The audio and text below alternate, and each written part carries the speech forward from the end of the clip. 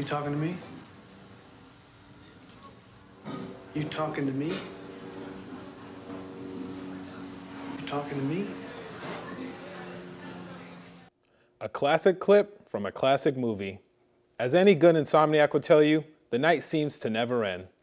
Endless nights paired with angsty citizens is a recipe for civil unrest.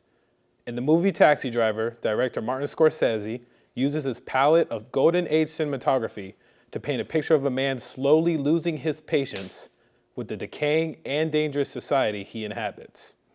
Taxi Driver was originally released in 1976 to an audience with different cultural values than the ones we are familiar with now. The story follows Travis Bickle, played by the incomparable Robert De Niro. Bickle is a Vietnam War veteran dealing with insomnia and the aftermath of his time overseas. He resides on the island of Manhattan in a time where the city was on the verge of becoming an urban swamp. To make matters worse, Bickle finds himself face to face with the scum of the city on a daily basis. The lonely veteran commandeers a taxi throughout the night, wandering throughout the city aimlessly looking for signs of hope. Unfortunately, Bickle only finds the rotten underbelly of an economically depressed metropolitan. Along his travels, Bickle meets the likes of campaign worker Betsy, played by Sybil Shepherd, and a child prostitute named Iris, played controversially by Jodie Foster. Director Scorsese created quite the buzz by casting Jodie Foster, who at the time was only 12 years old. What many considered a risky move, in turn, created the exact on-screen chemistry Scorsese wanted. Bickle is always going out of his way to be a good person, and his interactions with Iris ultimately prove the audience of Bickle's creed. On the flip side, the damages done to Bickle from his past are apparent. Upon meeting campaign worker Betsy, Bickle finds a glimmer of hope for love he so valiantly seeks. His infatuation with Betsy unfortunately catalyzes Bickle's fall into despair. For most of the movie, Scorsese takes his time to give visual aids. Each scene contains multiple shots of the surrounding environment.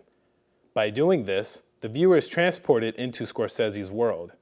You can smell the stench of the city sewers and hear the cries for help in the distance.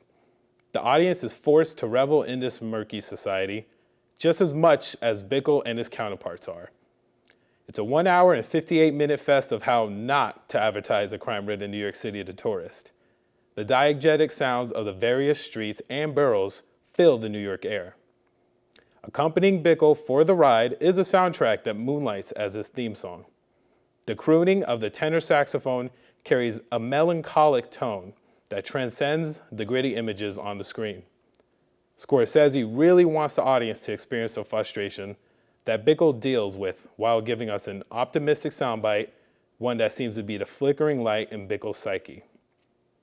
After watching the film, I understood why the Library of Congress deemed it a film of historic significance. Scorsese's direction and De Niro's performance culminate into a project that reflects every citizen's worst fear of the society they live in. Travis Bickle is a man lost in his own home. His quarrel with the streets of New York turns physical in the end, but leaves him a man with more purpose than he had in the beginning. For all my fellow film aficionados, Taxi Driver is definitely worth the watch. Reporting in the studio, this is Kobe Warner.